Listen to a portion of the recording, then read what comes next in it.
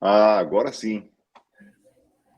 Os nossos convidados aqui, Renato Lama, Ricardo Campelo. Então, bom dia a todos. Hoje, dia 20 de abril de 2023, estamos aqui em mais um ADM Júris. Muito feliz de estar podendo passar informações atualizadas para todos os nossos associados aqui da ADM Paraná e para quem está assistindo também.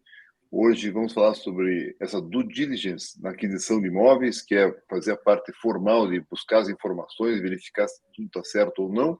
E para isso temos aqui o nosso parceiro, querido Ricardo Campelo, que é o diretor jurídico da ADM e tem um escritório que é o Broto Campelo e também assessora várias entidades Brasil afora. Como é que está, Campelo? Bom dia, tudo bem com você? Bom dia, Reis, tudo certo? Por aqui tudo bom? Então, aí é um prazer estar acompanhado de você aí para a gente passar mais um tema importante para o nosso associado. Boa, Campelo, obrigado, viu? E Renato Lama, ele é o vice-presidente do Colégio Notarial, no capítulo Paraná, e também é da Anoreg. Como é que está, Renato? Muito bem-vindo, obrigado por aceitar o nosso convite, prazer estar com você aqui. Muito obrigado, Ricardo. É um prazer sempre participar com vocês aí nos eventos. Ricardo Campelo, também bom dia. Satisfação revê-lo e poder estar com vocês essa manhã de quinta-feira, aí, véspera de feriado. Bom dia a todos também que estão acompanhando. Legal. Então, quem está acompanhando, fique à vontade de fazer perguntas. As perguntas são super bem-vindas. Vamos contar um pouquinho da teoria, um pouco da prática, uns casos, né, Campelo? E o Campelo tem uma apresentação para colocar. Fique à vontade, Campelo. Assume o timão aí. Bom, vamos lá então. Eu vou compartilhar a tela aqui da apresentação. E é só para fazer uma introdução, né, Reis? Como sempre aqui, a gente. O tema é jurídico, mas a gente quer fazer uma abordagem que fique o mais amigável e o mais clara possível para o empresário que é o nosso associado, né? A nossa ideia aqui sempre é debater os assuntos, né? Colocar os temas, né? Apresentar o nosso olhar jurídico, sempre com o intuito de transmitir o conhecimento, né, para o empresário, para o nosso associado, e facilitar a tomada de decisões que ele, né, no dia a dia da execução das atividades dele, né, de incorporador imobiliário, ou mesmo das imobiliárias, né, que ele possa estar munido dessas informações e facilite a tomada de decisões dele no Brasil, que é um país que tem, né, um sistema conhecido por trazer insegurança jurídica. E no tema de hoje não é diferente, é um tema que ao longo dos anos suscitou muita insegurança jurídica, muita incerteza sobre o que prevalece o interesse do credor de boa-fé, do credor ou do comprador do imóvel de boa-fé. Então, a nossa ideia é apresentar um panorama até do histórico de como a legislação brasileira e a jurisprudência trataram o tema até o momento que a gente está hoje, né? E é um tema, né, para ter uma ideia assim do quão complexo ele é e das reflexões que ele traz. Nós tivemos no mês passado o Adit Juris, né, que é um dos principais eventos de direito imobiliário no Brasil, que foi lá em Maceió, e uma das principais apresentações foi do Marcelo Terra, que é um dos principais advogados de direito imobiliário do Brasil também, e o tema da palestra dele era due diligence. Ainda precisamos sofrer tanto? Eu já dito a conclusão dele aqui é que sim, nós ainda não temos uma tranquilidade para simplesmente de tirar a matrícula do imóvel, se não tiver nada lá, está tudo bem. Então, vamos percorrer um pouco o histórico dessa legislação, que eu acho que é o que, como eu falei, assim, facilita essa tomada de decisão pelo empresário. Tá? Então, está aqui na tela. Reis, está só para saber, confirmar, está aparecendo aí para vocês? Está entrando, sim, entrou. Pode começar. Então, tá bom.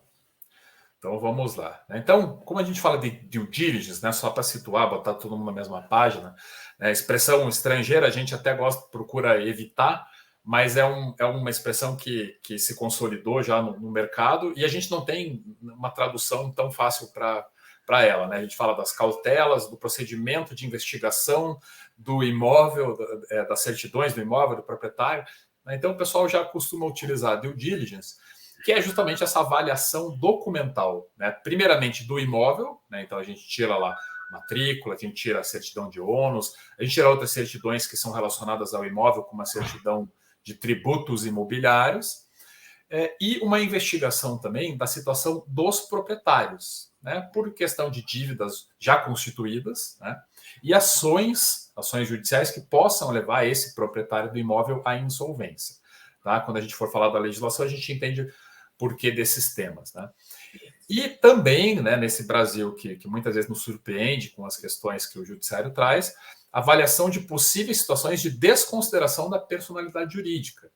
Né? Então, aí é com aquela due diligence que você vai mais lá no fundo, porque às vezes você está comprando um imóvel de uma pessoa física, mas ele é sócio de uma empresa e essa empresa tem uma ação trabalhista que é contra a empresa, mas que o sócio, né, pode ser rapidamente incluído ali e responder com os bens dele. Às vezes até já tem um pedido de inclusão.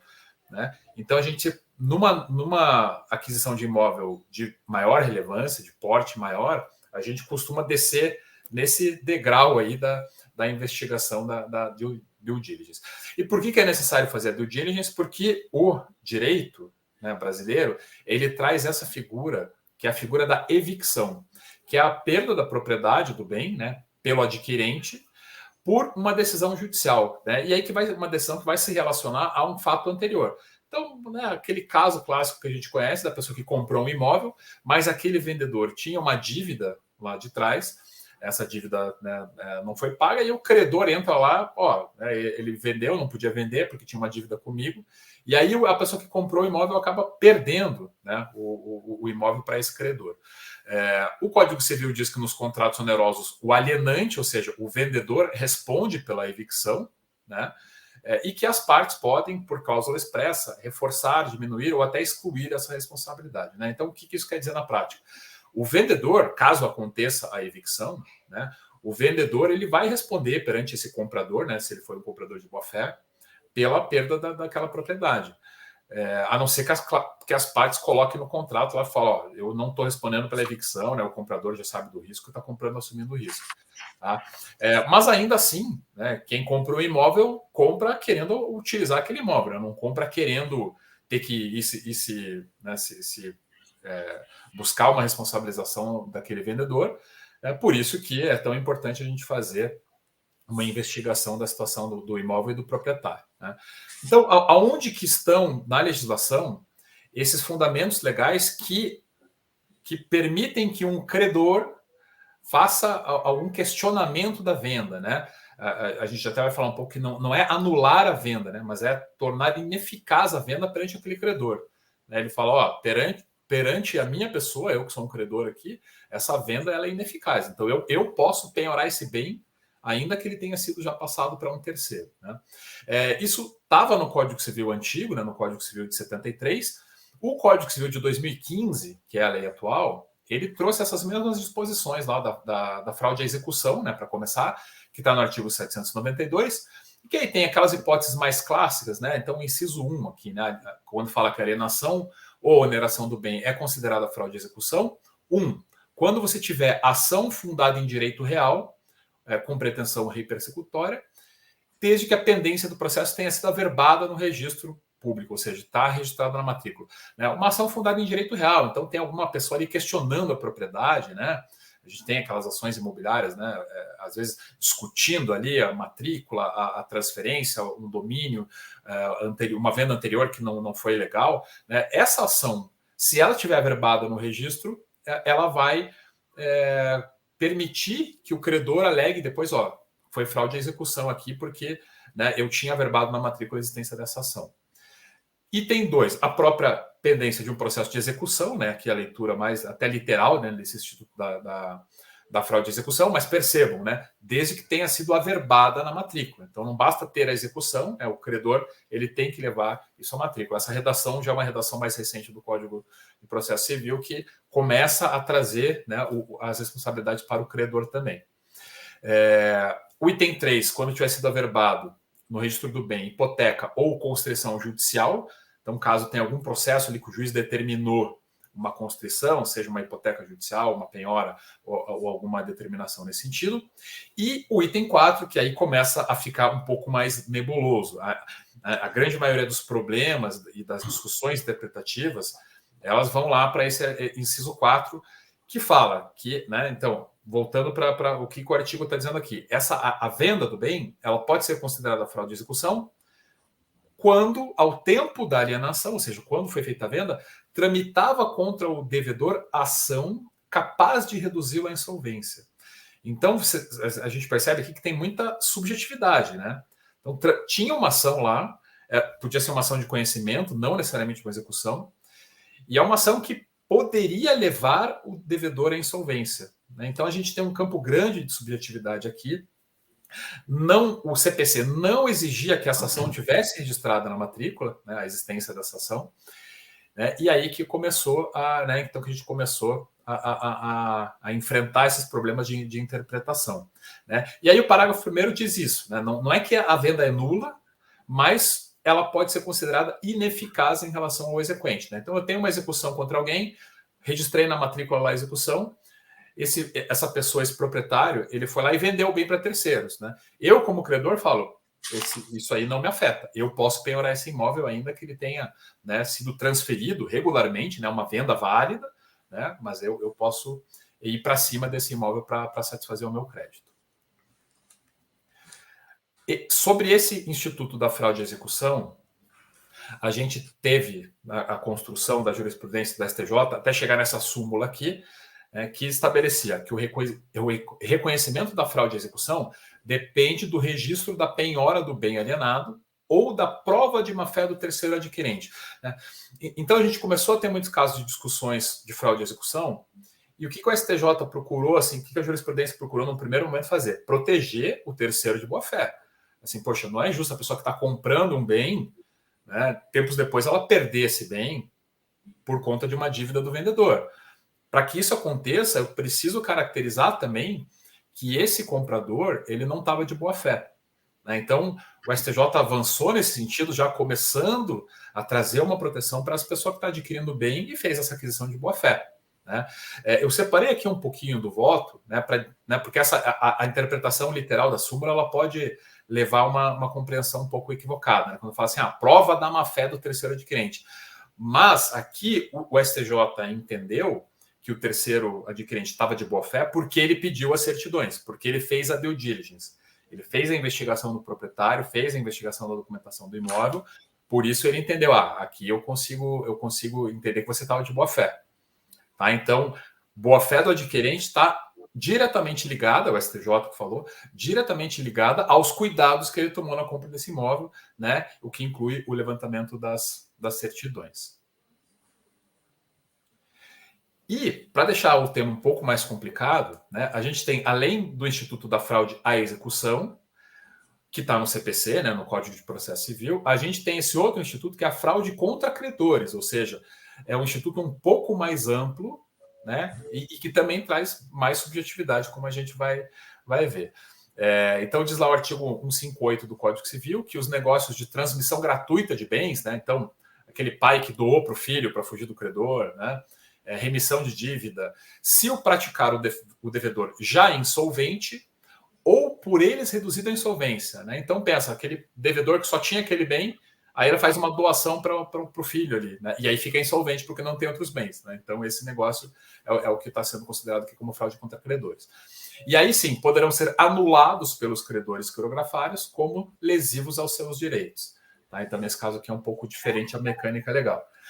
E o 159 fala, né, ali no 158 fala da transmissão gratuita de bens, mas o 159 fala que serão igualmente anuláveis os contratos onerosos do devedor insolvente quando a insolvência for notória, né, ou houver motivo para ser conhecida do outro contratante, né? Então, aquele devedor lá que todo mundo conhece, aquela empresa que está passando por problemas muito graves, né, que é fácil conhecer, né, ou que uma mera certidão de distribuidor mostraria que ela tem execuções milionárias contra elas, ou mesmo ações que não são execuções, mas que ações de um valor muito alto, né, isso tudo pode ser considerado, né, como fatos notórios, né, representativos da insolvência, né? Então, por isso que esse tema é tão delicado, né, porque tem muitas questões aqui que a gente sempre vai ver que tem subjetividade, né?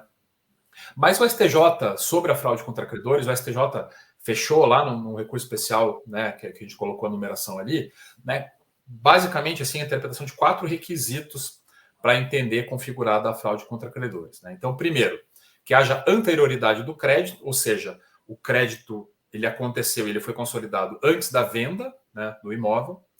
2, que exista comprovação do prejuízo ao credor, né, ou seja, o credor tem que provar que ele foi diretamente prejudicado por aquela venda. 3, que o ato jurídico praticado tenha levado o devedor à insolvência, né, ou agravado a situação de insolvência dele. Tá? Então, quando o devedor tem outros bens, né, aí a gente não vai falar de fraude contra credores, né, aquele devedor que tem muitos bens ainda que possam fazer frente para essa cobrança que o credor está fazendo, isso não vai ser considerado fraude contra credores.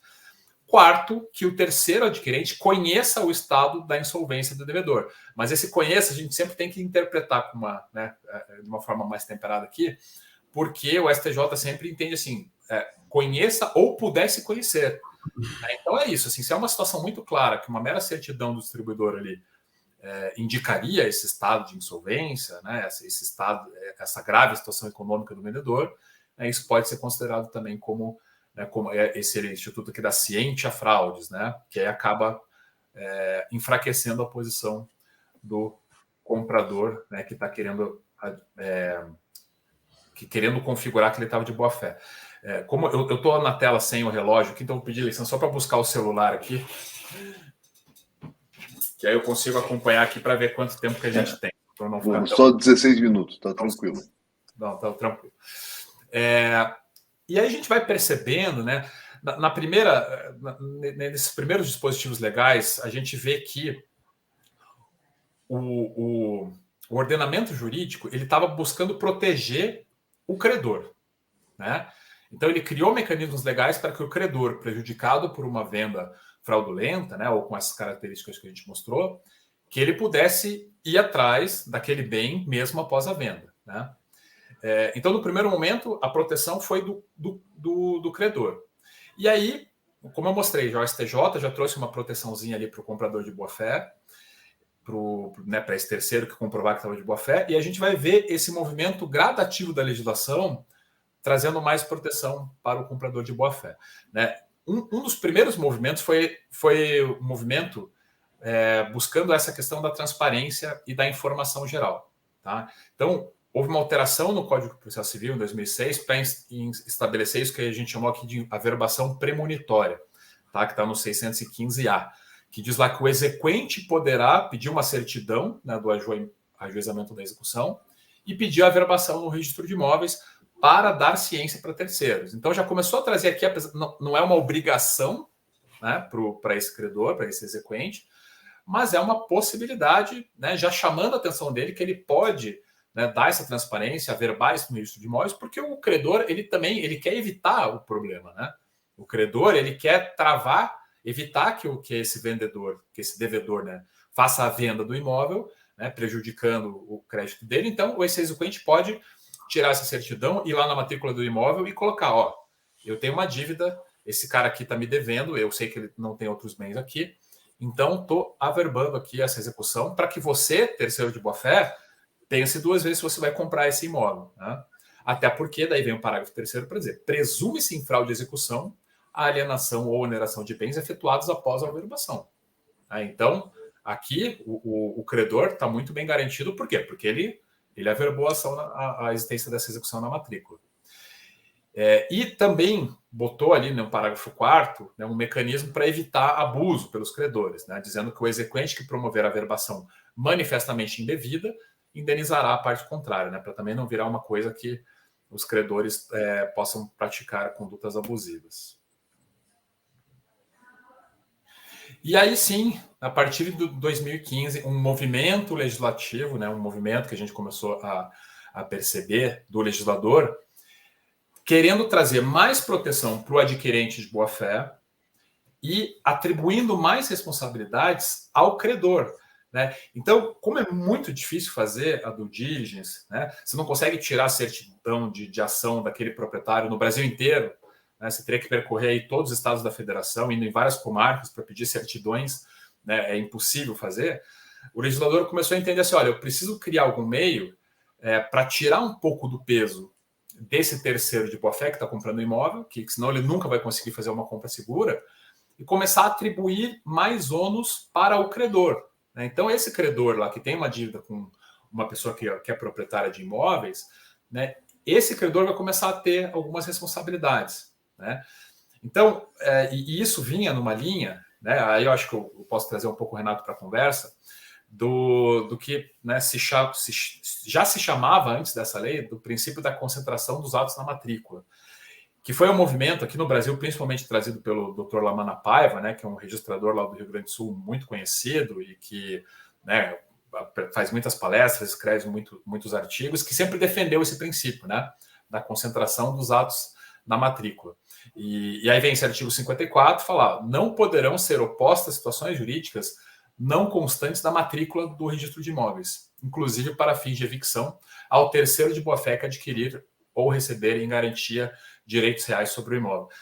Então aqui está dizendo assim, olha, basicamente o que esse artigo está querendo dizer? Se você é credor, leva essa informação para a matrícula do imóvel, tá? Porque se você não fizer, você não vai poder reclamar isso perante o terceiro de boa-fé, né, que fez aquela aquisição de forma limpa, de forma de boa-fé. E esse foi o movimento, né, Renato? Aí eu acho que eu posso te trazer um pouco para a conversa aqui, né, que todo o meio jurídico, né, o meio notarial e registral acompanhou, né, nesse sentido de trazer, né, um pouco mais de segurança para a aquisição dos imóveis. É isso aí, Ricardo. Vamos lá. Na verdade, a gente tem a minha ideia é contribuir um pouco com o dia a dia da visão aqui de quem está praticando um ato pretérito ao registro, que é a escritura pública. E a gente tem um princípio no direito notarial, que é o princípio da profilaxia real, né? Que ele está intimamente ligado com o que a gente chama de prudência notarial. O notário, então, ele tem uma responsabilidade, e essa responsabilidade ela vai desde a conversa com as partes pretensas aí a adquirir um imóvel, vender o imóvel, e ela passa pela segurança jurídica e vai até a manifestação não manifestação, mas o apontamento de riscos e defeitos que esse negócio jurídico pode apresentar. Mas nós, notários, como qualquer outra pessoa, não temos informações privilegiadas e nem bola de cristal. Então, a gente precisava mais ainda de informações vindas de terceiros para, de certa forma, transmitir, ainda que não uma segurança absoluta, mas uma maior segurança às partes envolvidas no negócio jurídico. Então, de fato, esse princípio que você mencionou da concentração, ele facilita para todos, porque a gente acaba tendo uma noção do objeto desse negócio jurídico muito mais ampla, muito mais eficaz, de certa forma, muito mais complexa. Então, a gente consegue fazer uma radiografia muito mais incisiva do que realmente antes era possível fazer. Eu digo isso porque você mencionou, por exemplo, a impossibilidade da gente ter uma certidão geral, nacional, enfim, que possa alertar de todos os riscos. Isso não existe, é muito complicado, porque nós estamos falando de um país gigantesco, né, com judiciários estaduais, enfim, então acaba inviabilizando essa segurança. Mas o que é importante é que esse princípio da concentração jurídica, que de fato nasce antes até de 2015, naquela súmula 375 que você mencionou, mas veio com maior força na legislação de 2015, né, a Lei 13.097, que foi alterada recentemente em 2022, de certa forma que as partes, principalmente os credores, né, mas de certa forma atribui às partes envolvidas, né, ao credor, ao devedor, enfim, a todos nós, uma maior maturidade para dar publicidade ao que de fato acontece no mundo real e esse mundo real possa ser, de certa forma, informado publicidade a ele através das matrículas, né? Então, o que se fez é dar uma maior ênfase, os registros públicos hoje, as matrículas dos imóveis, a eles é conferida uma maior importância. Eles são fontes seguras de informação.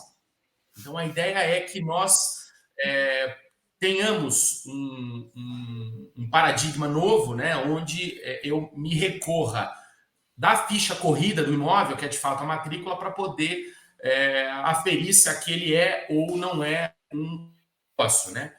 E veja, você analisando aqui o que você disse, são coisas assim que começam a levantar. Não, às vezes as coisas não são. Depende da interpretação dessa matrícula. São cadeias de compras e vendas, onde alguma delas pode ter algum problema. Então, às vezes, o último vendedor, ele de fato está com a vida em dia, não há, pelo menos implicitamente, nenhum risco inerente, mas na cadeia de venda, às vezes a venda, duas ou três vendas em curtos, e a minha preocupação é verificar se nessa cadeia não houve alguma problemática ou alguma coisa que aconteceu. Preço das transmissões, será que a gente estava falando em fraude, será que o preço que foi pago nessas transmissões foi um preço de fato real, compatível com o mercado, que não possa justificar a alegação de uma fraude no futuro? Enfim, são diversas.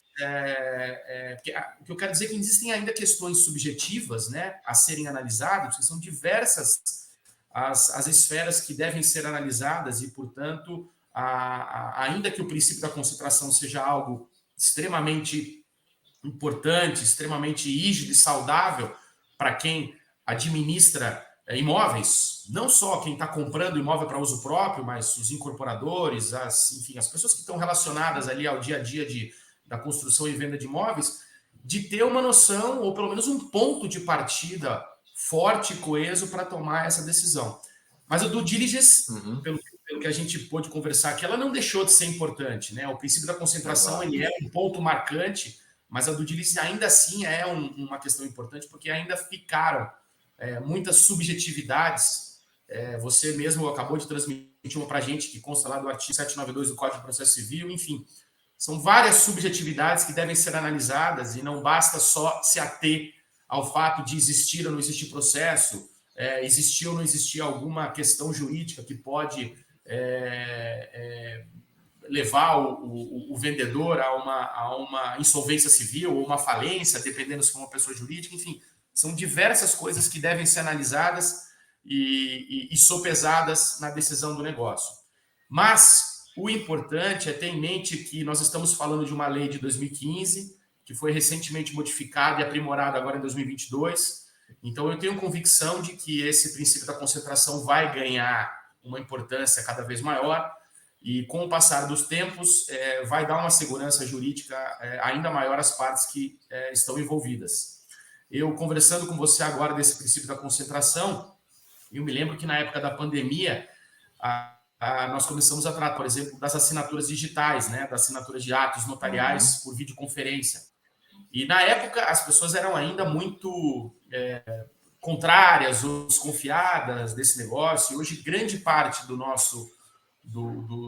nossas operações imobiliárias, as escrituras que são aceitas, elas partem de questões digitais, de assinaturas digitais, de participação de interessados por meio digital.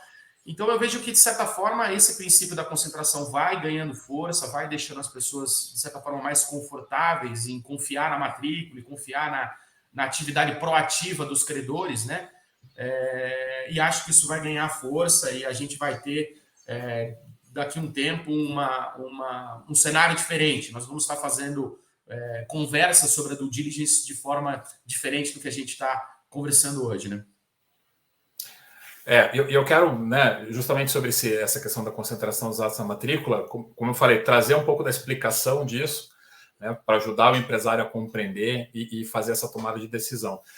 Eu não sei se a minha apresentação voltou para a tela, eu tinha tirado aqui para a gente conversar, eu estou compartilhando. Ainda não, agora voltou, já voltou. Né? Então, veio essa lei, né, como o Renato falou, lá de 2015, né, a Lei 13097, trazendo essa responsabilidade, essa carga um pouco mais para o credor, para aliviar o comprador do imóvel, né? Mas de cara a gente teve um problema, né, que já antes dela entrar em vigor, nos debates que a gente faz, né, que a gente participa muito dos institutos, direito imobiliário e tudo mais, já começou a aparecer uma oposição dizendo, olha, tem um problema aqui. Por quê? A gente mostrou lá o CPC, né, que fala daquela ação que pode levar o devedor à insolvência, e isso é considerado uma fraude de execução. O CPC de 2015 ele foi publicado 3 meses depois da Lei 13097. Então já teve uma grande corrente de juristas dizendo não, né? O CPC veio depois e manteve aquele dispositivo. Então eu não tenho como confiar simplesmente nesse artigo 54. E aí, como você tem uma corrente grande de pessoas defendendo que isso não vai valer, né? Nós, advogados imobiliários, o que a gente fazia? Não, continua fazendo a due diligence normal. Não dá para confiar, não dá para se fiar simplesmente nesse artigo 54, né? E aí, o que aconteceu na sequência, né? Vamos avançar aqui. Como o Renato já mencionou, Tivemos uma lei no ano passado, essa lei 14.382, que aí sim, ela vem e você entende que ela veio exatamente para deixar mais claro o que ela já estava dizendo antes, né? Então, vamos ler o que o 54, né, com a redação, né, dessa lei 14.382, lá no parágrafo 1º, veio dizer para a gente: não poderão ser opostas situações jurídicas não constantes da matrícula do registro de imóveis, inclusive para fins de evicção, ao terceiro de boa-fé que adquirir ou receber em garantia direitos reais sobre o imóvel. Né? Aí ele faz uma ressalva aqui dessa lei 11.101, que é a lei de falências, tá? Não é o caso geral. E as hipóteses de aquisição e extinção da propriedade que independam de registro de título de imóvel, tá? Também a gente, não é o caso mais geral que a gente está tratando. E aí vem o parágrafo 2º, né, para reforçar. Para a validade ou eficácia dos negócios jurídicos a que se refere o caput desse artigo, ou para a caracterização da boa-fé do terceiro adquirente do imóvel, não serão exigidas, item 1, a obtenção prévia de qualquer documento ou certidão, além daqueles da Lei 7433 antiga lá, né, Renata, que basicamente fala da matrícula do imóvel, né? Então, está dizendo assim, para o comprador do imóvel, pode ficar tranquilo, você está, né, de boa fé, independente de ficar solicitando certidões ou documentos além daqueles constantes, né, além da própria matrícula do imóvel. E o item 2, a apresentação de certidão forenses ou distribuidores judiciais, ou seja, deixa de ser um requisito de boa fé eu pedir certidão de ações contra o vendedor. Então, a lei, né, essa lei 14.382, quando fez essa mudança, ela claramente está caminhando mais nesse sentido de jogar a carga de responsabilidade para o credor. Ó, você é credor, né, pede para o juiz anotar na matrícula lá que você tem uma dívida ou uma ação que você entende que vai virar uma dívida, né, mas deixar a vida do comprador de imóveis mais fácil, porque, né, a gente vivia num ambiente de muita insegurança jurídica. A gente chegou né, em muitas due diligence, a analisar balanço do vendedor, né? Por quê? Porque eu preciso entender aquele vendedor, ele tem ações contra ele. Essas ações podem levar ele à insolvência? É uma conta financeira. Então eu precisava pedir, às vezes, balanço para olhar quantas dívidas ele tem, qual que é o patrimônio. Ah, mas esse patrimônio aqui, a contabilização desse imóvel está por valor histórico. Aí tinha anotação lá do contador ou do auditor dizendo que, na verdade, o valor de mercado desses bens é superior, para me comprovar que ele não tem risco de ficar insolvente, né? Então, a vida do comprador de imóveis era muito dura, né? E o que o legislador vem tentando fazer é deixar essa vida, né, um pouco mais segura, né? E aí, por outro lado, a vida do credor, o credor passa a ter mais responsabilidades como a gente vem frisando.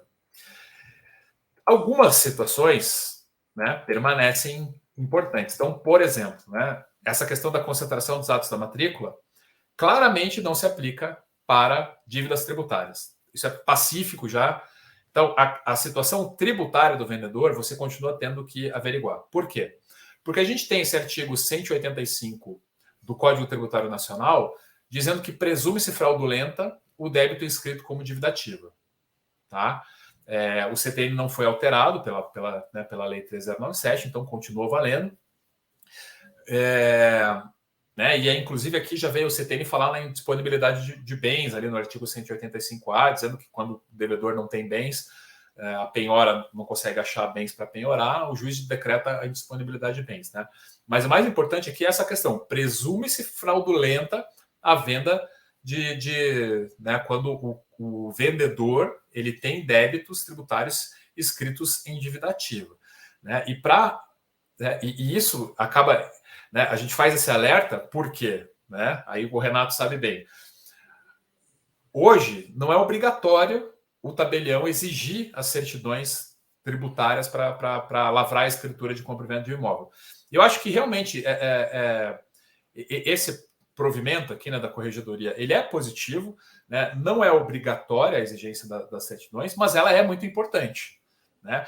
Por que eu acho que é favorável isso aqui? Porque, às vezes, o devedor tem lá uma suspensão, um parcelamento do débito, a certidão ela é positiva com efeito negativa, mas por alguma razão ele parcelou e aí a certidão ainda não saiu. Então, as vendas às vezes ficavam travadas porque a certidão era obrigatória, o tabelião não podia lavrar sem, né?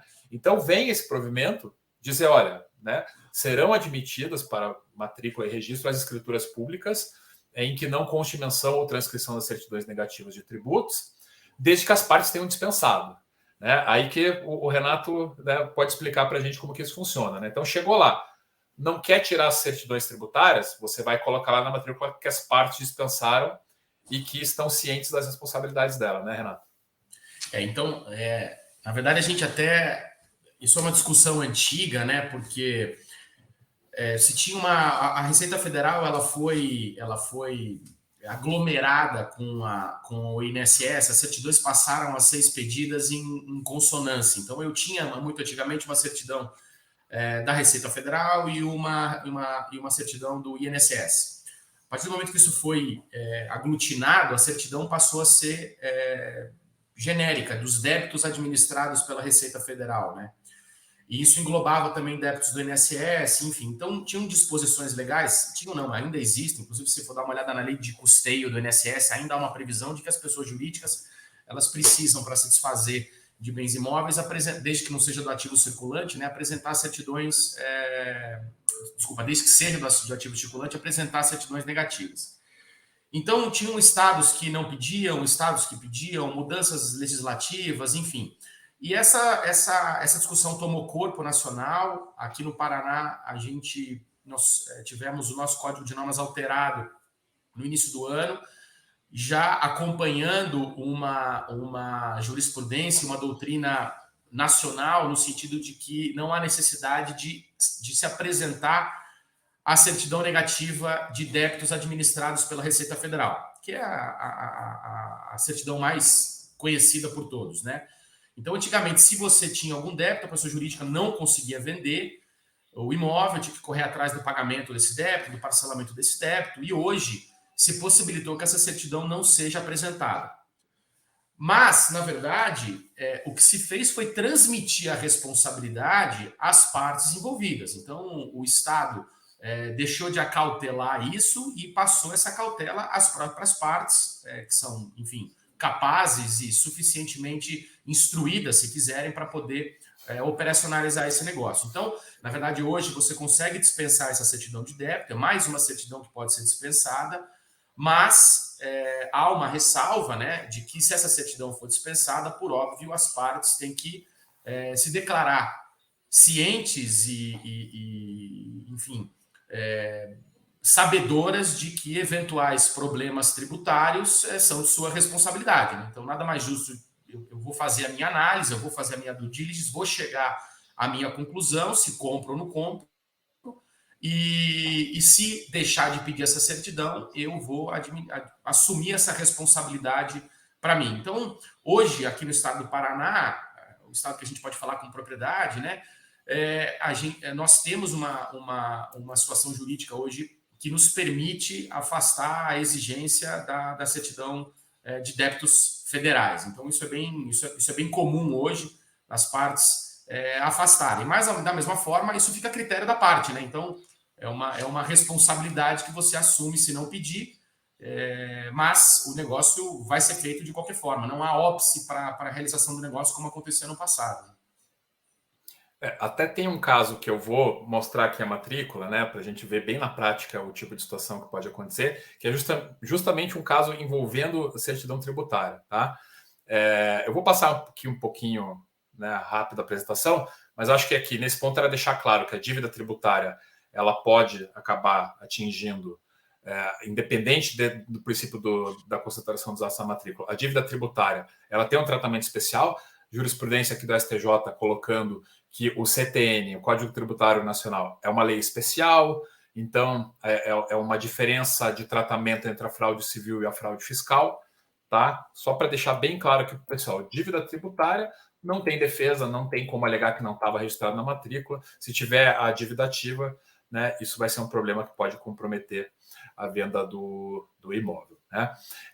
E ainda à luz já dessa mudança legislativa que nós tivemos, né, da Lei 14.682, dizendo que o comprador ele não precisa tirar certidões para comprovar a boa-fé, a gente ainda tem alguns olhares mais cautelosos. Né? Na semana passada, quando eu estava participando do ENIC, lá em São Paulo, tivemos a palestra do desembargador Francisco Loureiro, do Tribunal de São Paulo, que é um desembargador muito respeitado, porque produz muito conteúdo, artigo, né? É um estudioso do direito civil, do direito imobiliário, e ele ainda apresentava algumas reservas, dizendo assim, olha, o CPC é lei especial, né? O Código de Processo Civil é uma lei especial também, que trata do Código de Processo Civil, e por que a Lei 13.097 e a lei, né, a alteração posterior, que é a 14.382, por que não revogaram lá o inciso 4º do CPC, que fala daquela ação que pode levar o devedor à insolvência? Né? Então, eu entendo que não dá para simplesmente... Continua, né, a visão de não confiar integralmente só na análise da matrícula. Né? E o pessoal tem algumas jurisprudências também que a gente observa, né, aqui...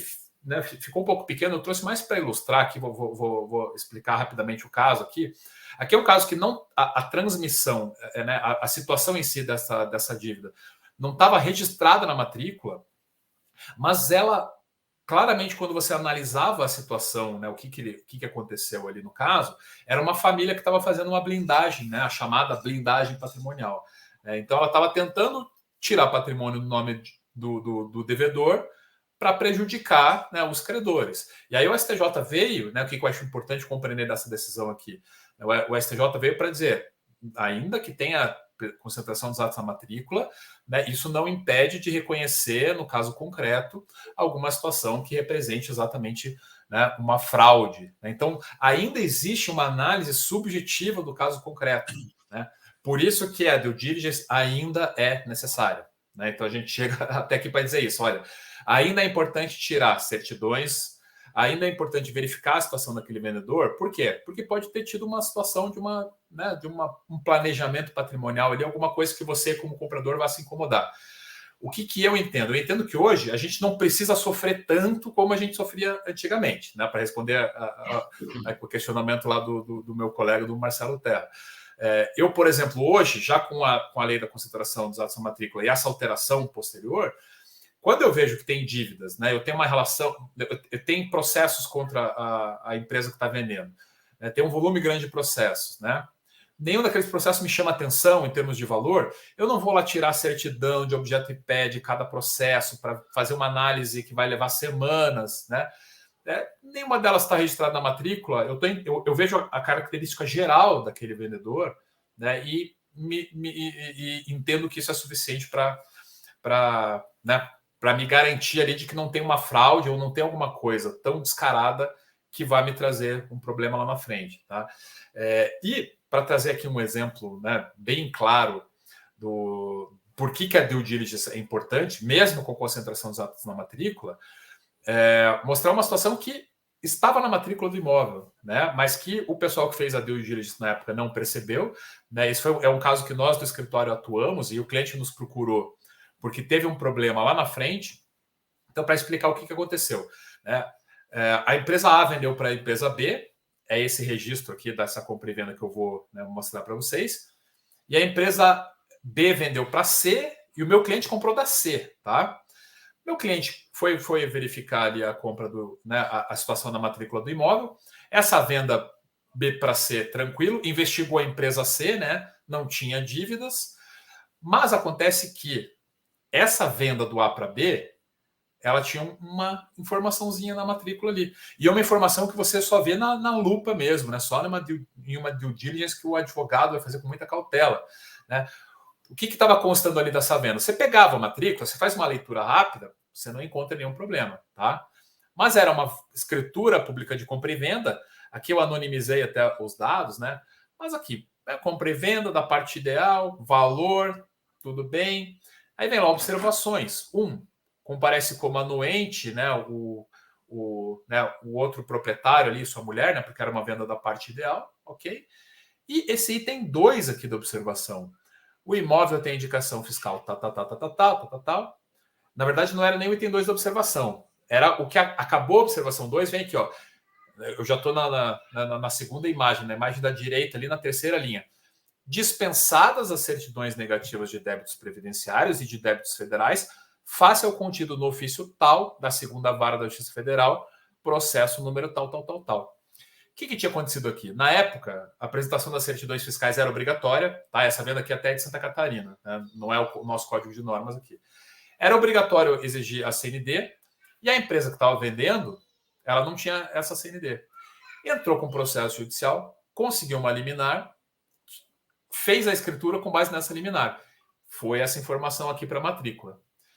E aí essa venda foi feita uma nova venda, e aí essa nova compradora é que vendeu para o meu cliente. Só que esse processo aqui que está informado na matrícula, que era uma liminar, a liminar foi revogada em segundo grau. E aí a empresa ela não tinha CND porque ela tinha um débito tributário. A Receita Federal foi lá para dizer, olha, você fez uma venda aqui com base em uma liminar que caiu. Então, essas negociações posteriores, elas perdem a validade, porque essa liminar aqui caiu. Então, eu trouxe essa situação aqui só para ilustrar, né, o tipo de situação que está na matrícula, mas que, né, uma due diligence feita, às vezes, por quem não é especializado, né, vai deixar passar. Puxa, né? Estava lá, não era nenhuma observação, era no finalzinho. Dispensadas as certidões por conta do processo tal. Né? Uma due diligence minuciosa vai detectar isso aqui. Poxa, deixa eu ver como é que está esse processo aqui. É uma decisão provisória? É uma decisão que pode ser revogada ainda? Tá? Então, é legal, né, Ricardo, a gente ilustrar com casos concretos as questões que a gente está vendo que na prática podem interferir no direito, aí, né, na rigidez do negócio do comprador. Né? Eu era para ter estado no começo, eu acabei esquecendo, né? Mas tem um amigo da família que é residente aqui em Curitiba, comprou uma casa de praia em Zimbros, Santa Catarina. O vendedor tinha domicílio em Santa Catarina, então tirou as certidões lá em Santa Catarina. Isso era na década de 90 ou 2000 e pouco ali. Só que esse vendedor, que tinha domicílio em Santa Catarina, ele tinha uma empresa na Bahia, que teve uma trabalhista e que foi para a pessoa física dele, e que o juiz entendeu que, não, né, o que tinha de bem aí desse devedor pode responder pela dívida contraída. E aí ele não perdeu a casa porque ele acabou pagando a trabalhista, né? Mas ele perderia. Então, era uma situação, como a gente falava, né, anterior, né, dessas mudanças legislativas, que deixava o comprador de boa fé, porque ele tirou as certidões, né? Mas ele não tinha como tirar a certidão na Bahia, não tinha como adivinhar que aquele vendedor tinha um processo na Bahia. Né? Então, a situação do comprador era de muita insegurança. Eu entendo que atualmente, com a legislação que a gente tem, essa venda não enfrentaria esse questionamento. Né? Por quê? Né? Porque, olha, eu não tenho como tirar certidões forenses lá da Bahia. Né? Então, aquele credor trabalhista é que teria que ir atrás do patrimônio do devedor e registrar na matrícula. Ah, ele tem um bem lá em Santa Catarina, eu vou registrar lá na matrícula desse imóvel em Santa Catarina. Na prática, o que aconteceria hoje é que a indisponibilidade de bens, né, que o trabalhista está fazendo muito, a indisponibilidade de bens pegaria esse imóvel lá em Santa Catarina, porque é um sistema aí sim integrado. Né? Mas hoje a gente tem, então, essa posição um pouco mais favorecida do comprador. Eu espero que a gente tenha... O tema é muito jurídico, né, muito complexo, mas eu espero que a gente tenha conseguido, né, transmitir um pouco para o nosso associado, né, para o empresário, o quadro, né, atual. E aí eu não sei se a gente tem perguntas para responder, né, ou se o Renato quer contribuir um pouco aí com alguma questão. Na verdade, só para encerrar também, Ricardo, a questão também, às vezes, não é só perder, não é só a evicção, mas às vezes, principalmente quem compra e vende, ou para quem compra e incorpora e vende, a questão do tempo também é muito importante. Então, às vezes, o negócio tem que sair para mim esse mês, porque se demorar para o mês que vem, já não me vale a pena como empreendedor imobiliário comprar esse terreno. Muitas vezes eu não tenho risco de perder, como você disse, na égide da nova lei eu não vou perder. Mas, às vezes, a discussão, você acabou de trazer um caso. Eu tenho um caso aqui que a pessoa demorou para fazer um registro de imóveis. E, nesse tempo, entrou a disponibilidade trabalhista. Aí ele te questiona, eu vou perder o imóvel? Não, quando você comprou não tinha disponibilidade. Mas o tempo que você vai despender até comprovar que você está de boa fé, isso de vez em quando pode tomar alguns meses e, eventualmente, o negócio se tornar inoportuno para o empreendedor, entendeu? Então não é só uma questão de ter cautela se eu tenho risco ou não de perder o negócio, mas às vezes os problemas que vão advir de uma não realização de due diligence pode comprometer o negócio. Talvez não para quem está comprando uma casa para morar, mas o negócio de uma incorporadora, de um empreendedor imobiliário, que a gente sabe que o tempo é importante. E a última coisa, só para a gente finalizar, que eu queria chamar a atenção de vocês, veja, na verdade, essa questão da concentração dos atos da matrícula, o que nós estamos fazendo aqui no Brasil é utilizar o sistema registral e notarial a nosso favor. Veja, nós temos essa possibilidade aqui no Brasil. Então, você veja a importância de você ter a segurança jurídica feita pelo registro de imóveis. Isso salta aos olhos quando a gente acaba despercebendo a importância de ter os cartórios nos auxiliando na segurança jurídica. Nós precisamos ter essa due diligence hoje porque nós temos condição de extrair essas informações. Em alguns países que adotam sistemas diferentes e que não têm os cartórios, por exemplo, nós nem poderíamos estar tendo essa discussão porque não há um registro imobiliário, não são realizadas escrituras, então, na verdade, os riscos são grandes e eles são, a gente fica impossibilitado de se cercar, de limitar esses riscos, porque a gente não tem um centro de informação, um lugar específico para buscar informações e avaliar o negócio de forma clara e objetiva. Então, na verdade, o que estamos tentando é aproveitar esse repositório a nosso favor para poder nos transmitir segurança cada vez maior. Legal. Posso colocar aqui, Campelo, um ponto? Por favor. Alguns pontos. Então, legal. Você colocou essa questão de que não tem ainda uma garantia, né? E que outros países são um pouco diferentes. A gente incorporou nos Estados Unidos e lá não tem um cartório, como disse o Renato, né? Não tem essa figura, mas tem um seguro lá de título. Então você compra o imóvel e junto você é obrigado a comprar um seguro que se der algum problema no passado, o seguro resolve. Essa entidade é muito comum lá fora há muitos anos e eu não vejo isso aqui ainda se desenvolvendo. Seria uma saída para isso tudo, né? Porque lá o seguro é muito barato, apesar de ser um imóvel muito caro, né? O seguro é tão corriqueiro que é muito barato o seguro lá. Você está vendo alguma evolução nisso, Renato, aqui no Brasil? Renato, para mim? Renato, isso. Eu, Ricardo.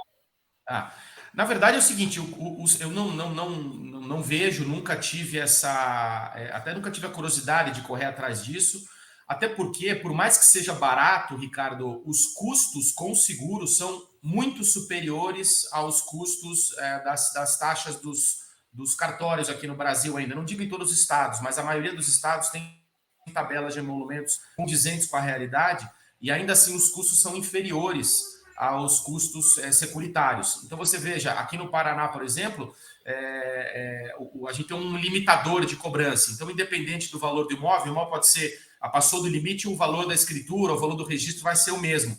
Então, a gente tem um limitador. Na questão securitária, isso é um negócio, seguro é um negócio como outro qualquer. Então, eu acho que, às vezes, o valor para manter essa operação rígida, ou para te dar garantia, às vezes comprar um imóvel aí muito caro, ele acaba inviabilizando o negócio para o operador e acaba ficando tão caro que acaba não sendo prudente. E outra, às vezes, o que interessa para o incorporador imobiliário não é ter o dinheiro de volta, é ter o imóvel, porque é o imóvel que vale, é um bom negócio, uma boa oportunidade, ele vislumbrou uma condição ali de edificar e ganhar dinheiro ali. Então, ele não quer o dinheiro de volta, ele quer o imóvel de volta.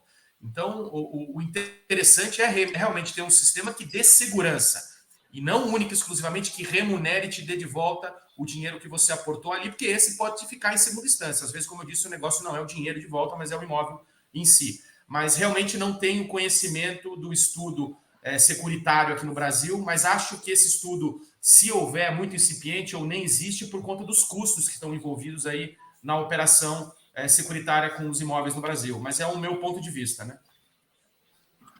Perfeito. Eu só para completar, eu também não conheço nenhum avanço significativo aí nessa questão de seguros, né? E como o Renato bem ilustrou, né? Seguro às vezes é a solução perfeita para uma questão jurídica, como, né, a gente até tratou aqui no ADM Júri sobre as permutas, né? O seguro é a solução perfeita, exceto pelo aspecto financeiro, né? o custo, às vezes, ele acaba impedindo. Mas, né, até que nas permutas o pessoal tem conseguido, muitas vezes, encaixar isso dentro da viabilidade do incorporador, então o seguro está ganhando um pouco espaço de mercado, né? Mas na questão documental de aquisição, eu também desconheço. Ok, então pode ser um caminho aí, a pessoa do seguro que está assistindo aí, nos informar depois. Tem uma pergunta que chegou, Campelo. Na situação de venda de um imóvel X, que se quiser ler e ficar à vontade de responder, já vai lendo e pensando junto Está aí. aqui pelo... Eu não Tá estou ali tendo no acesso. Aqui comentário. nos comentários, né? Na situação de venda de imóvel X, onde foi verificado que o vendedor desse imóvel tem ações em trânsito, ações não sentenciadas que podem levar à insolvência. Então, né, lá o artigo do Código de Processo Civil.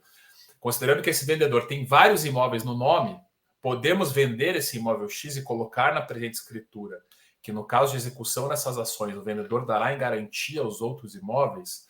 Tá, pergunta um pouco complexa aqui, mas vamos lá. Primeira questão que ele insere na pergunta ali é que, tá, então esse devedor, ele tem vários processos, ações não sentenciadas, né? Então, a gente não está falando de fraude de execução, né, naquele sentido direto de uma execução contra ele, são ações não sentenciadas, então estou entendendo que são ações de conhecimento, né? Ações que podem levar ele à insolvência, tá? Considerando que esse vendedor tem vários imóveis. Então, a primeira análise, né, que a gente faria é aquela análise que eu falei econômica. Então, esses imóveis que esse devedor tem um valor lá de 10 milhões, a soma dos imóveis, essas ações contra ele, né, são 5 milhões, o valor que você está negociando ali cabe dentro dessa diferença, né? Por si só, isso já afastaria qualquer alegação de fraude contra credores, tá? Essa questão de colocar outros imóveis como garantia, né? Então, estou entendendo aqui que ele está querendo, né, na escritura, frisar ali que o vendedor responde pela evicção, colocando outro imóveis como garantia. É possível fazer assim, né? Elencar que esses imóveis entram como garantia, só que se essa análise econômica ali ela não fechar, não vai adiantar nada você ter esses imóveis desse mesmo vendedor como garantia, porque se ele está insolvente, mesmo essas garantias podem ser consideradas fraudulentas, né? Aí a fraude vai alcançar tanto a venda quanto a garantia desses outros bens.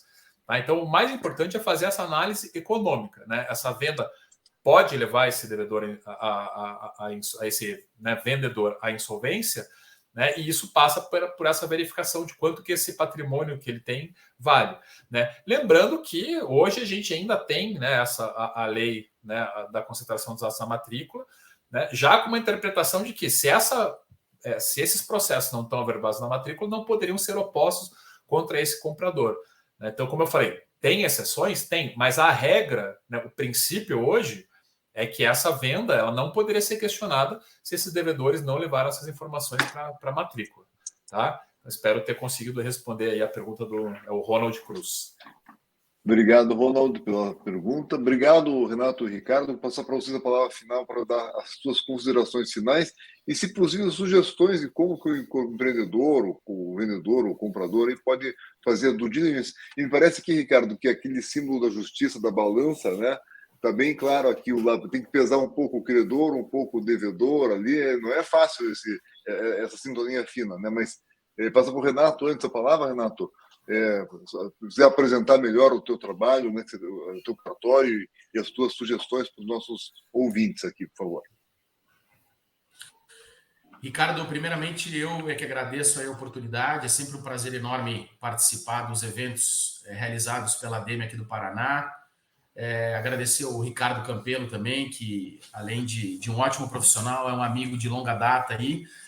E, bem, na verdade, a nossa função, né? O trabalho dos cartórios é vender a segurança jurídica. Então, a gente lida com isso todos os dias. É importante procurar o cartório, conversar com o cartório, tirar as dúvidas, procurar o advogado também para, enfim, ter uma segurança na operação. Muitas vezes a gente está falando aqui num ambiente de empresários de imóveis, mas muitas vezes pessoas que não são empresárias e estão vendo a live enfim, colocando dias de uma vida na aquisição do imóvel. Então, é uma operação de grande relevância para todos quando lidamos com imóvel. Então, é importante tratar isso de uma forma responsável, madura, e nós temos ferramentas para isso, os cartórios estão preparados para receber, para poder auxiliar.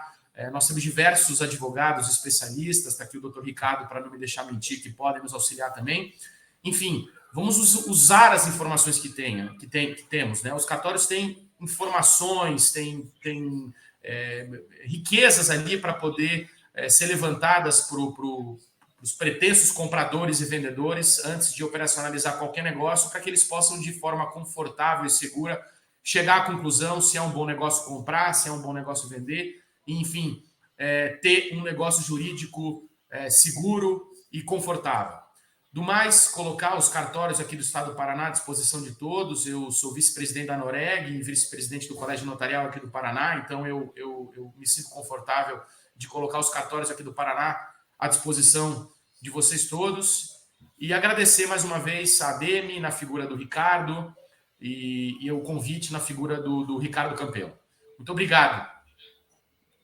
Obrigado a você, Renato. O Renato está ali no cartório de notas do Campo Comprido, nossa querida e bonita Ecoville, está no fundo, dá para ver o fundo do Renato ali. E Ricardo Campelo, obrigado novamente. Passe suas considerações como advogado aí da área que trouxe o tema e também trouxe o Renato. Obrigado, Ricardo. Obrigado, Renato, também. Né? Acho que o Renato falou muito bem aí sobre o papel dos cartórios. Às vezes o pessoal tem uma visão um pouco equivocada do que os cartórios executam. Um bom cartório, com certeza, é um aliado do cidadão, né? Tanto aqui do empresário quanto do cidadão mesmo, da pessoa física que estiver fazendo alguma aquisição. O cartório pode ser aonde ele vai ter a proteção, né, para não realizar uma compra que ele vai ter problemas lá, né, para trazer um pouco do tema que a gente está falando aqui hoje. E no mais é isso, eu espero que a gente tenha conseguido transmitir um pouco, né? A gente sempre traz para cá temas que não são fáceis, né? Temas que realmente que suscitam alguma dúvida, alguma polêmica.